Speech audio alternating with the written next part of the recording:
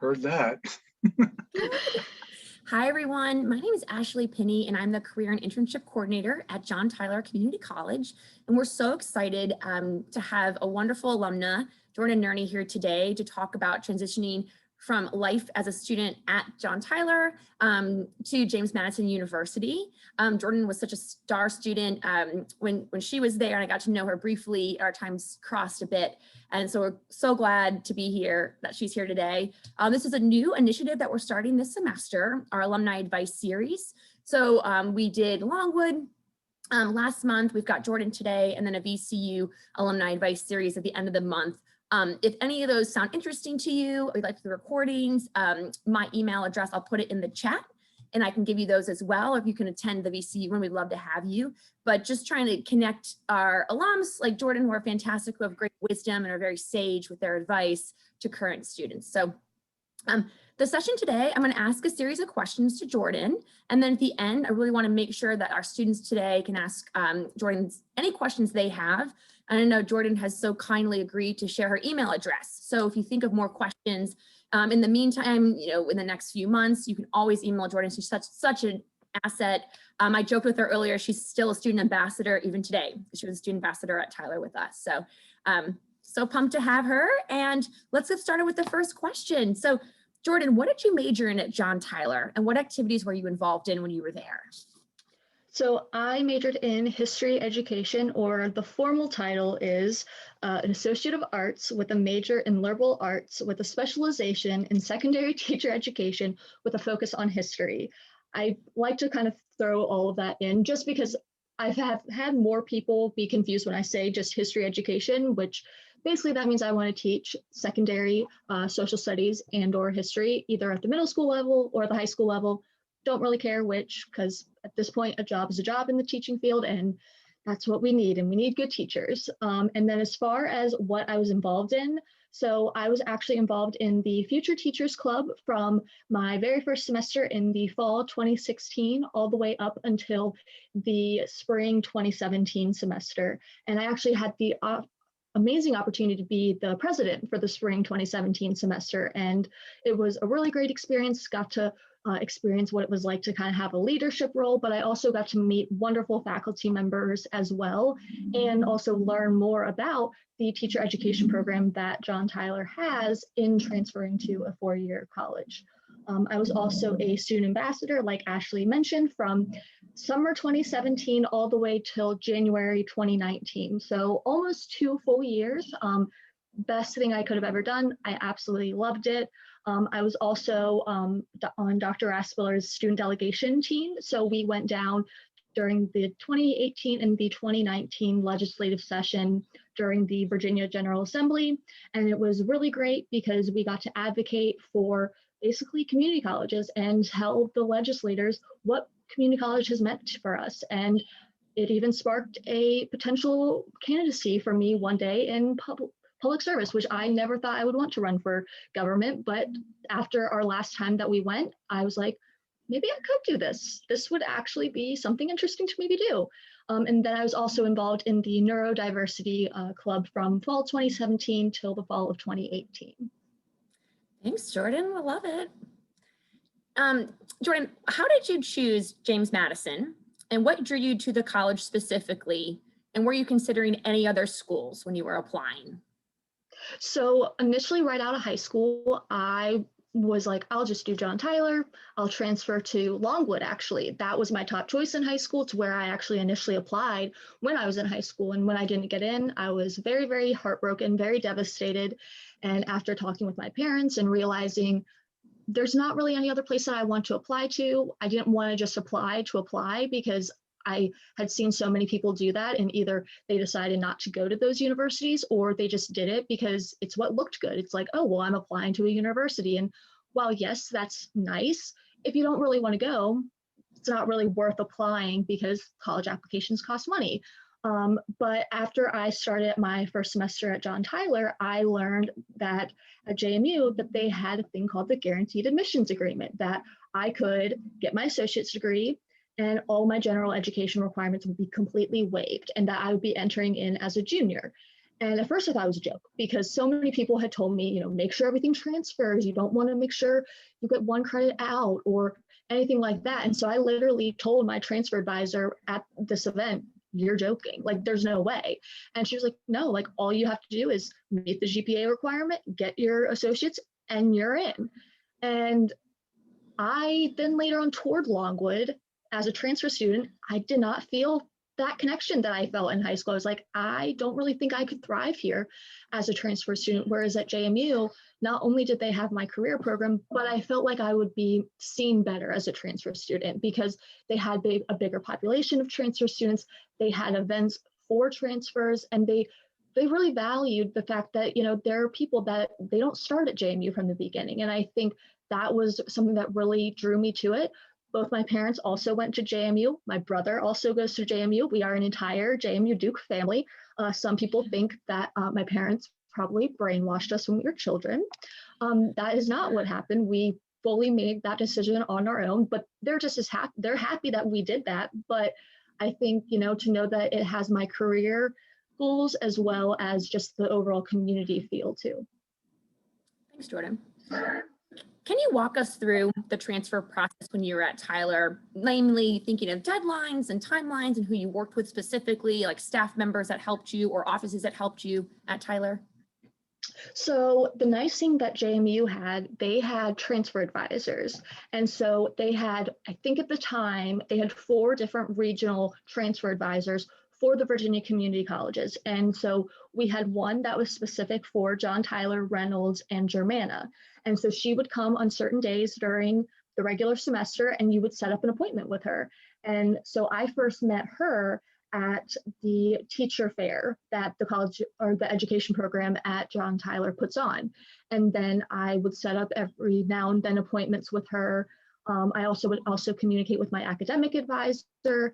But the nice thing was because I was doing the guaranteed admissions agreement, everything was really already laid out for me. And I like to tell people, that, are, even just high school students and trying to decide on what they want to do for college, that the community college is an option and that, you're better off, trying to do the guaranteed admissions agreement if you can, or, majoring in a liberal arts certificate or getting a general education requirements.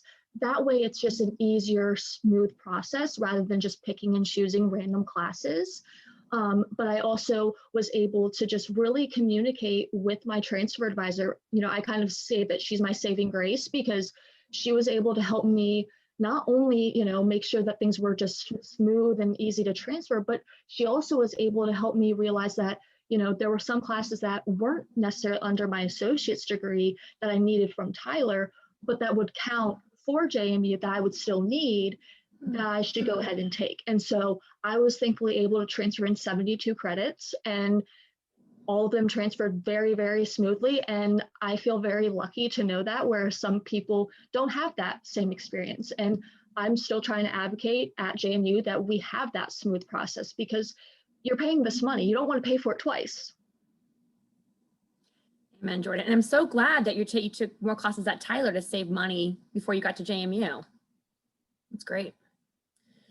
Jordan, are there any things you wish you knew about the transfer process before you started it? I think the one thing that I wish I knew was that it's okay if it's overwhelming, because I think, depending on how long you spend at Tyler, you spend a certain amount of time there and then you're going to a new place.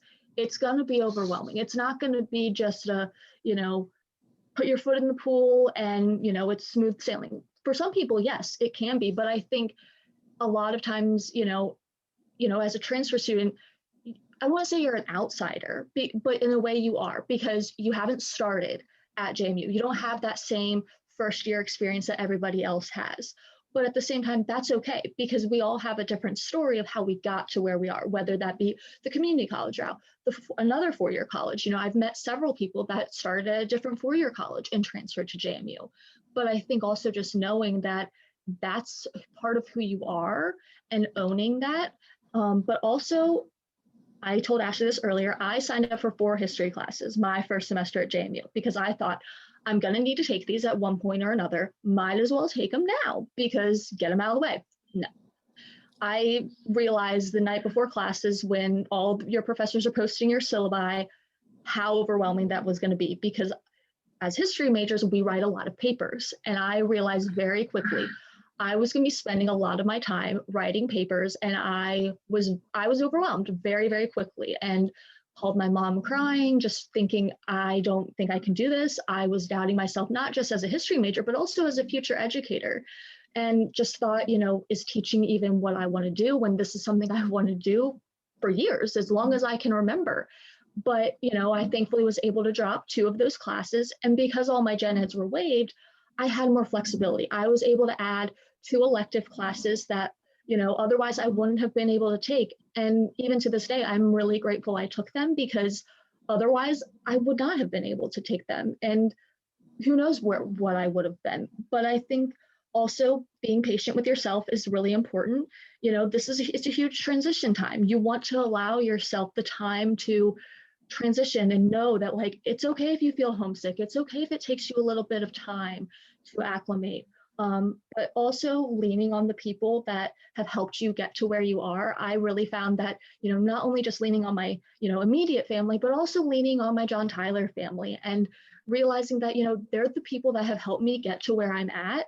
And, they're going to believe in me, even though I can't physically be there. So, I would try to go and visit, during my breaks, just to be reminded of, this is where I started and this is where I came from.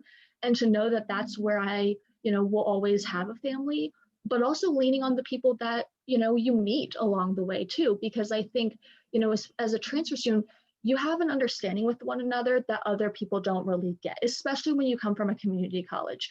As we say, community is our middle name, but I think we just understand each other on a deeper level that we're able to share. And, I've met a lot of amazing people through that. And, they've been really the type of people that I've been able to rely on to know that, hey, they understand what it's like as a transfer student that, say, somebody in my class who started as a first year student at JMU, they're not going to understand in the same way. Well said, Jordan. And Jordan, you mentioned it sounds like a very taxing class schedule with your education courses, your history courses.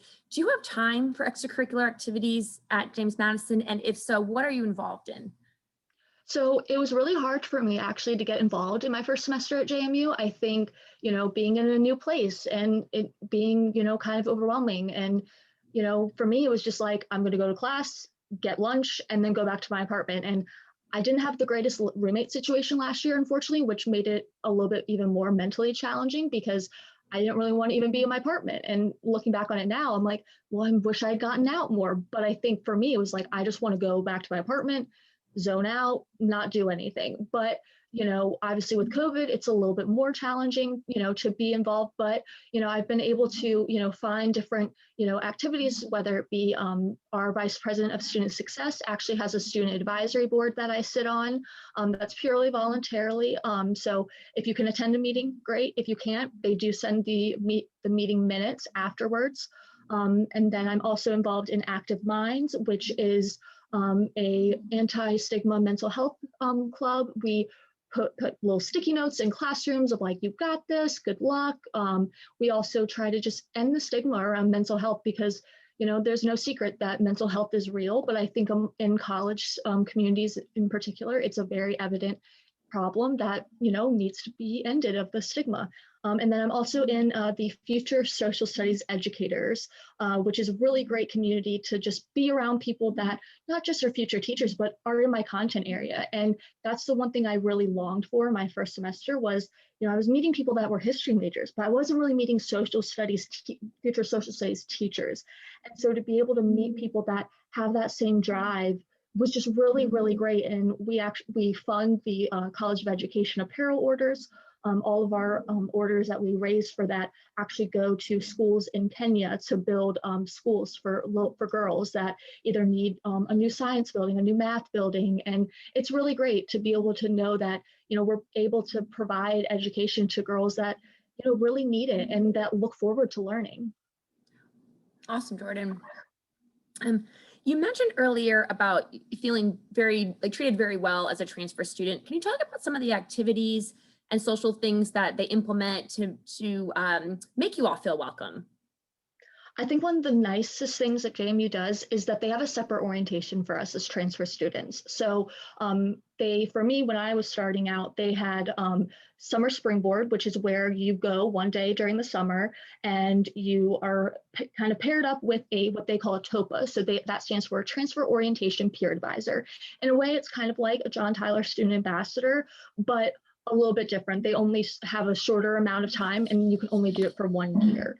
And then you are met with people in your career field, your major, and then in that particular day, you get to meet other faculty members in your division, but you also get to meet your advisor and you register for your classes that day because, the one thing with going to four-year college is they have different enrollment times. So whereas at Tyler, you could just add a class at, when it was time to add classes. Whereas at four-year colleges, in particular JMU, you have a specific day and a specific time that you have to register for classes.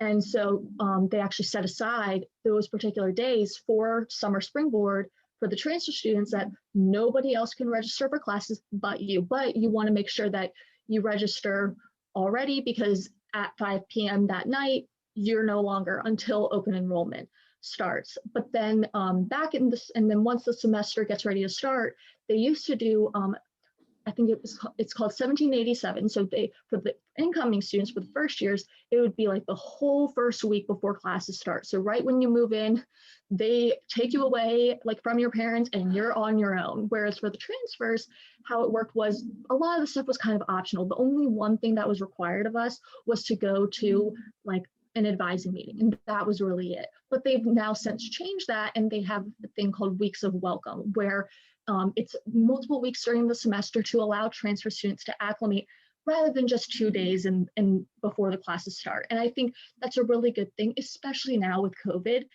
I feel for the transfer students now. They're not able to really acclimate, very, very well because they're having to be in masks in social bubbles. They're not being able to interact the same way that they would, or the only way that they're meeting their TOPA is on Zoom. That's really great to hear the initiatives to get you all acclimated and meeting each other. That's great, Jordan. Jordan, you mentioned this a little bit already, but how academically rigorous is James Madison? How do you keep your grades up? And did you feel prepared academically coming from John Tyler?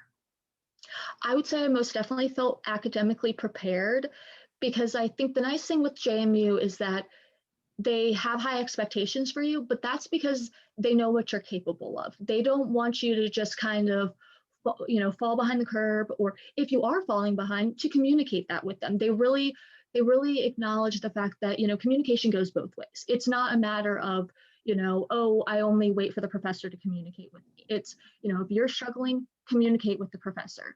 But I also think too, depending on your degree program, can also depend on the course rigor and the academic rigor as well. Because I think, if you're anything like me who thought, okay, well, I'll just sign up for 4 history classes. I'm going to need them anyways. Yeah, I should have listened to my advisor during my advising meeting the first day. And she was like, might not want to do this. And, she and I kind of joke now that, I could have told her I told you. She could have told me I told you so. But she was like, you needed to learn that on your own. And they want you to learn these things. They're not necessarily like, okay, we're letting you go and you're on your own and you're going to swim by yourself. But it's very much, we'll hold your fingers. We're not going to hold your whole hand, but we're going to hold your hands and we're going to be supportive for you. But you also have to do the part to reach out, and you have to help in that capacity because, as a student, they can't read your minds as much as we would love them to. Can't have them read our minds. You're right, Jordan. Jordan, in that same vein of talking about support services, academic advising, what other offices and departments do you use in terms of support services at James Madison just to help make sure you're on track and you're doing well and everything is aligning and you're having a good experience there? So the nice thing with JMU, so my first semester, like I said, I was feeling very overwhelmed, doubting myself as a result. And I remember during orientation them mentioning an office called CAP, which stands for the Career Academic Planning Office. As of now, they primarily are only focusing on the career side of it and not so much of the academic side of things. But so I went I went my first day of classes. That, to be honest, my first day of classes at the fall semester was a blur. So the picture that Ashley chose of me, I remember very, very spots of it, very, very vaguely, because I didn't sleep very well. I was overwhelmed. But so I went to that office the first day and was explaining. I was like I kind of doubting myself. I don't know what to do. And the lady was like, yeah, a lot of people are like, what do you want me to do? And I'm like, I don't know. And so like, thankfully, one of my new friends that I had met was very kind and was like, hey, like, I'll take you home, let me drive you home. And he has been a very good support system for me in this whole process. But in particular, and so I later on went back, set up an appointment, had zero idea what to expect, no clue. But leading up to that appointment, I actually talked to one of my dearest friends from John Tyler, Julia Bailey. I know Carl knows her very well from Rotaract, but she was an ambassador with me. And I called her on the phone one night and just sat on the phone with her, and we just cried and just talked about what it's like to be a transfer student. And she was like, what are you doing this weekend? I was like, probably homework. And she was like, do you want me to come up and see you? And so she came up Saturday, and we just sat in my apartment. We sat in a restaurant, and it was the most beautiful, vulnerable conversation that I think I've ever had in my life. And it was in that moment I was like, all right, as much as I feel overwhelmed right now, and I don't know if I have a place here yet, I belong here. And I was really able to just lean on her and, to know that, she knew what I was going through as a transfer, even though she was at UVA. Like I said, as transfer students, you just understand each other on such a different level that other people don't get. And so I later on had my meeting with the career academic advisor. I couldn't have asked for a better person to have met with, because she was the kind of individual who I think every transfer student needs to meet, of all walks of life, because she had gone to school, didn't know what she wanted to do, literally got her degree in liberal arts, had still zero clue what she wanted to do. And I remember, explaining to her my story, and she pointed to me her graduation cap that she had on her bookshelf. And she's like, do you see that? And it said, better late than never. And I was like, yeah, I see it. And she was like, I just graduated with my master's degree in May. And she's probably close to my mom's age. So she's in her 50s. And it was in that moment, because the thing with when you go to a four-year school, you don't really see the variety of people like you do at John Tyler. And that's the thing I loved, was seeing all the walks of life. And I missed it. I missed seeing all the people that, had, different educational experiences, different journeys. And so to be able, for her to tell me that she was a graduate student at JMU last year and just got promoted from grad assistant to a career advisor was really great. And she was able to give me advice that I will forever cherish. I remember her looking me in the eye and said, this is your story. Own it. Tell your professors you're a transfer student, because chances are they're not going to know. They're looking out into their classes, in your 400 level classes, thinking, here are my students that have been here since the beginning. But they don't know. They know that transfer students exist. And she just reignited that flame. So I used the career academic office, and she and I keep in contact. I try to schedule an appointment with her once a semester, just as, a check-in, see how things are going. And it's really great. I also have used our counseling service at JMU, which has been really nice, because it's allowed me to, kind of have that escape. As I mentioned, I'm a huge advocate for mental health. So to have, somebody in my corner, I've had a therapist at home, but I didn't know until later on that she could do telehealth services. And, we kind of talked that, that was probably for the best, that, I needed to figure out my way first, rather than go straight into having her be of support. But so I was able to use that, but also just leaning on my professors and trying to meet friends in my classes, because meeting friends in your classes is so important when you're going in as an upperclassman, because chances are you're going to have multiple classes with these people, especially if you're in a smaller major like a history major.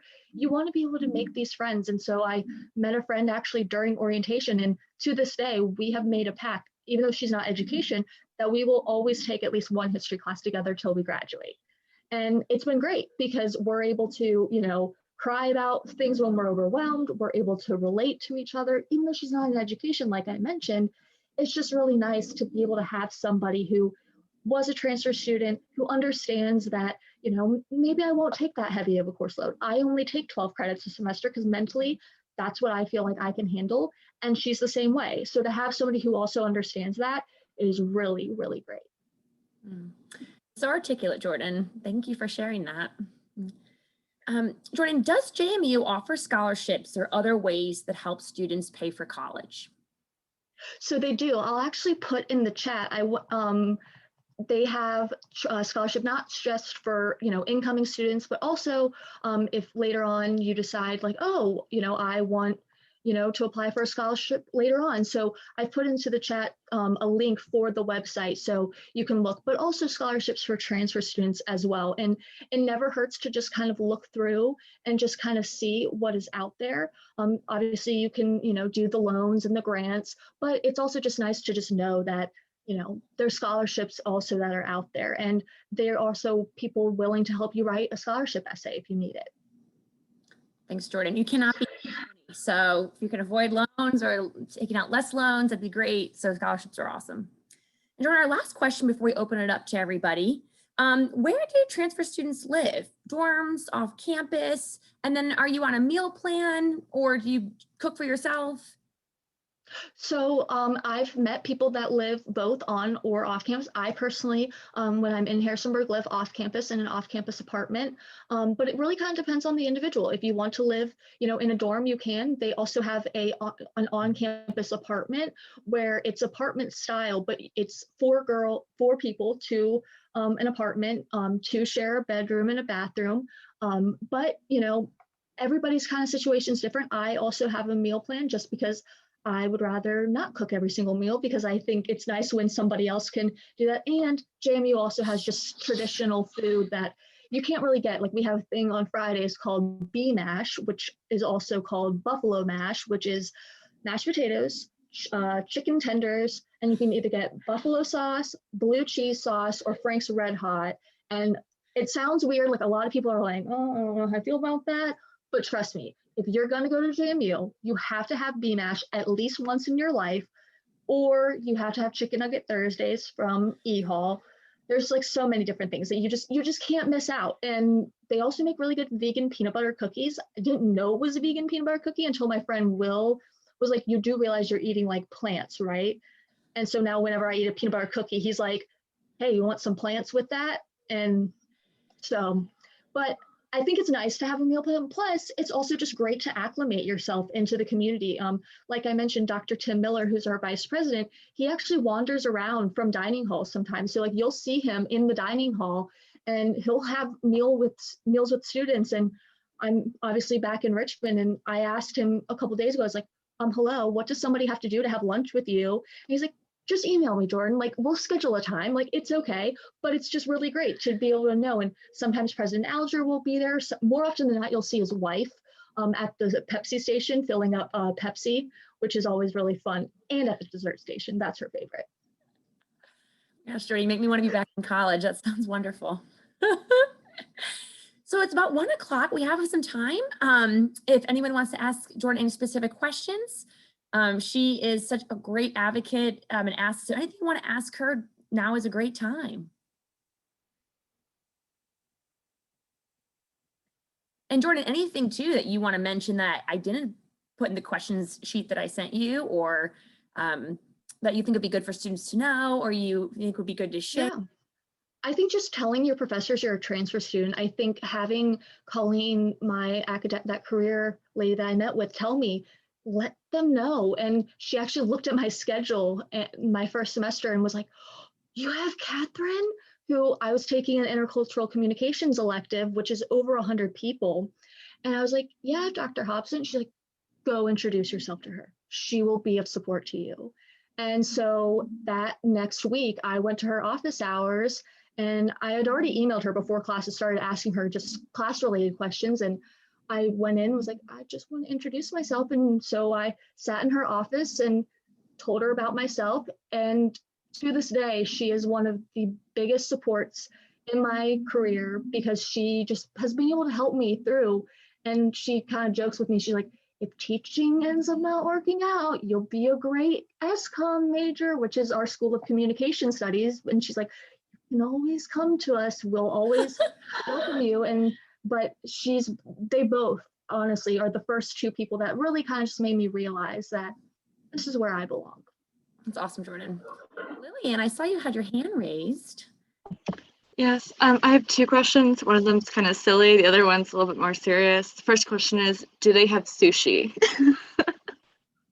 Yes, they have. I haven't been this semester, but they have it in like the little grab and go in one of the dining halls. It kind of reminds me of like Kroger's sushi bar. But I think one year, I think it was last fall actually, they did like a steak and sushi night at the dining hall. I was a little hesitant just because I was just like, I like how my dad does steak. I don't know if I want to go to the dining hall and try it, but yes, they do have sushi.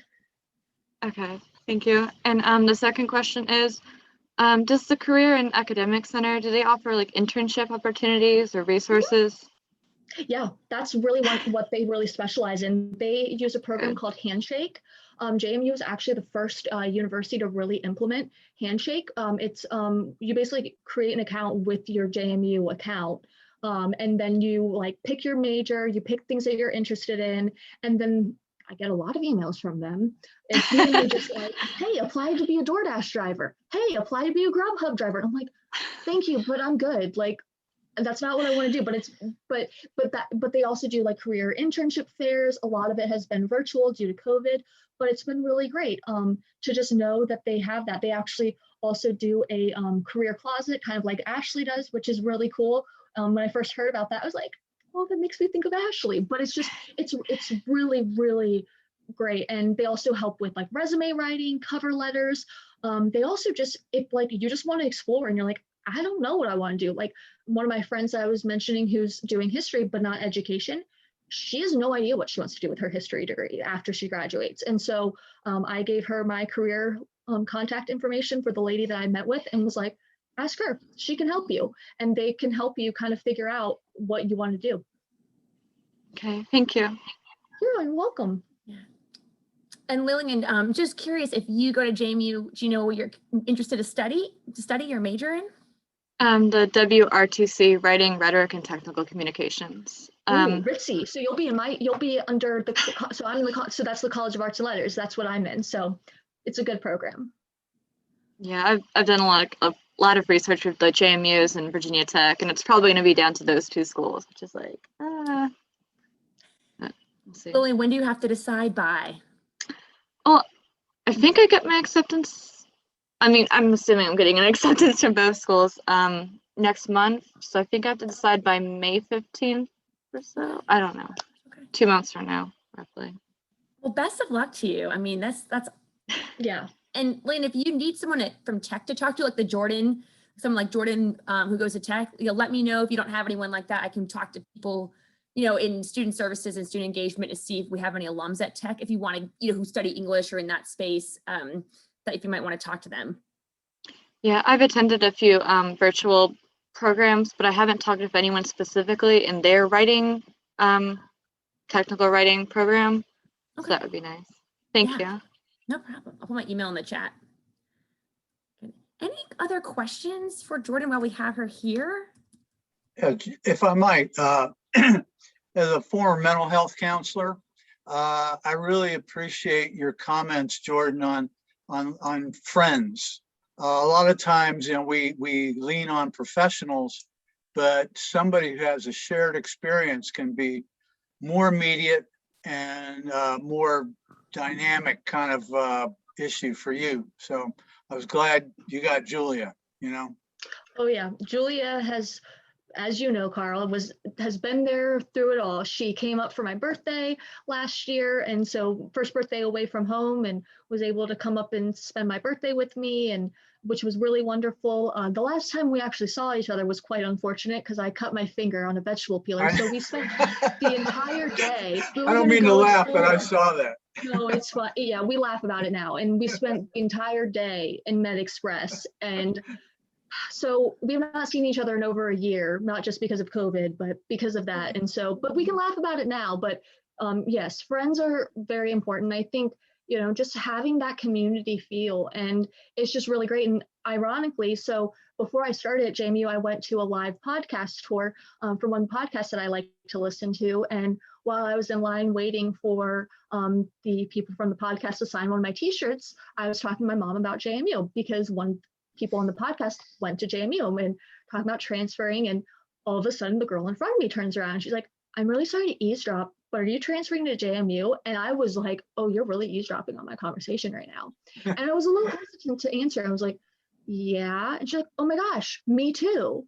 And I was like, oh my gosh, no way. Where are you transferring from? And she's like, oh, I'm transferring from my community college. I'm like, no way, me too. We exchanged contact information, and I actually, we rode together for orientation, which was really, really great. And you know, to know that we already had something in common because we both liked the same podcast, and we shared the community college background too. And so leaning on each other that just know what you're going through is, it's important, especially when you're going in a new place that's really unknown. You know, one of the things that having known you at Tyler and what you were involved in, I was always thinking that your experience there has had a lot to do with your confidence going into JMU. Even though you can be overwhelmed, you're probably more able to deal with it. Yeah, I think at first I definitely didn't think I could. I think I was doubting myself, but I think, you know, just reminding myself how I got there and that I didn't get here alone. Well, yes, I took the tests. I went to my classes. I also know how I got there.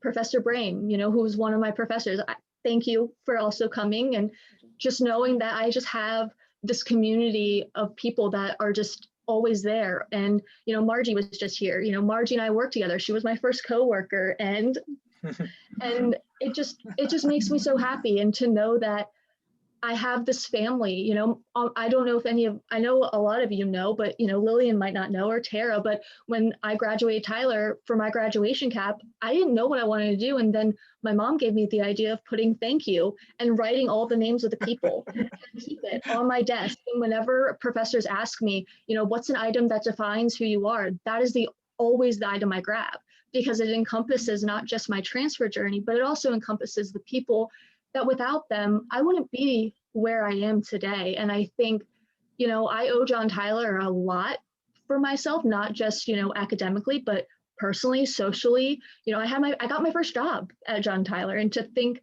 that wouldn't have happened anywhere else, you know, is pretty great. And I'm just very fortunate to just know that, you know, I have just the second family that, you know, while JMU, yes, is my home, John Tyler will always be the place that I always want to go back to. Well said, Jordan. You got to come back and work for us. Oh, I will. And, you know, I think, you know, the beautiful thing about John Tyler is, you know, the professors and just everybody from, you know, Dr. Raspiller all the way down, you know, just, you know, to everybody, they want you to do well. You know, I think one of, you know, the biggest takeaways that they'll always have is me graduating and my mom getting pictures of me hugging Dr. Raspiller, Dr. Figgy, Holly, everybody up on that stage. And my best friend's like, oh my gosh, who do you not know? And then, you know, being backstage, and Roy, who works in the housekeeping, is like, hey, wait. And I'm like, okay. And he comes running out. And mind you, Roy was also graduating. And he's like, congratulations, and gives me a bouquet of flowers. And he always picks, you know, two students that he gives flowers to for graduation. And it was just one of those moments where I'm like, everybody from Dr. Raspiller to the security officers to housekeeping, you know, I would not be the JMU Duke. And I actually talked about this in a class the other day of like, if we had to pick a movie title, what would we call it? And I said Trailblazer. Not just because of Tyler, but I think I embody what it means to be a trailblazer. So you absolutely do, Jordan. Absolutely. I know we're running up on time here. Any final thoughts or comments or questions for Jordan before we let her go back to studying and eating BMASH on Friday? Jordan, are you from Richmond right now? You said, are you working? I am. Okay. I am. the nice thing with Tyler is that I felt more prepared to do online classes when the pandemic started because I had done online classes before. And a lot of my peers were like, oh, I don't know what I'm doing. This is a lot. And I'm like, this is fine. I know what I'm doing. This is easy. I know how to write a discussion board probably big better than deal. all of you. Trailblazing again. Yes. Well, fabulous. Well, I have a question if I can ask real quickly. Absolutely. So I kind of came in here a little bit late, and I heard something about you doing history major. That's kind of what I'm going for. However, I'll be hopefully attending Radford University. Is there any advice on like what to do when it comes to doing history things in college? Whew, don't take 4 history classes like I thought I was going to do my first semester. I think invest in a good hand massager. If you like taking notes by hand, like I do, because as my friends like to point out that I'm a grandma and like to still take notes by hand and not on my computer. But I think also just, take things that challenge you too. I took a class about fascism and it was hard because fascism, one, is a very confusing topic, but it was also a really fascinating class too. I don't know how Radford does it, but I know at JMU we have to take a seminar class where the entire semester we are writing a research paper. I actually took it last spring, so right when COVID was happening, and it was a lot. It was very overwhelming, but I think if anything, it better prepared me on how to be a researcher, which is very important. I will show you, and if you don't already have it, a writer's manual, the Turabian 9th edition. That's how we cite things in history, will be your saving grace. I mean, I have that thing so bookmarked that because I have everything tabbed of like, how do I cite a book? How do I cite a journal article? How do I cite a podcast? Like everything. And so if you don't have that, I definitely would recommend getting that because it is great, but also just take things that interest you, but also things that challenge you at the same time. Okay, thank you. You're welcome. And I'll put my email in the chat too. So if anybody ever has questions or Professor Brame, you want to pass that along to your students, you are always welcome to do that. I was going to say one of the things that I think is what will make you such a great teacher is your willingness to take risks and your desire to learn new things, even though it might be a little bit scary. And I think that example you gave of taking that fascist class is perfect and really epitomizes what, as a department, we try to promote for our future teachers, like this idea that I've been teaching now for 28 years. It's every year, it's something new. You do have to be a lifelong learner. You have to be comfortable stepping out of your comfort zone. And so that was great advice you gave to the young folks following in your footsteps. And I'm excited to see where you go next.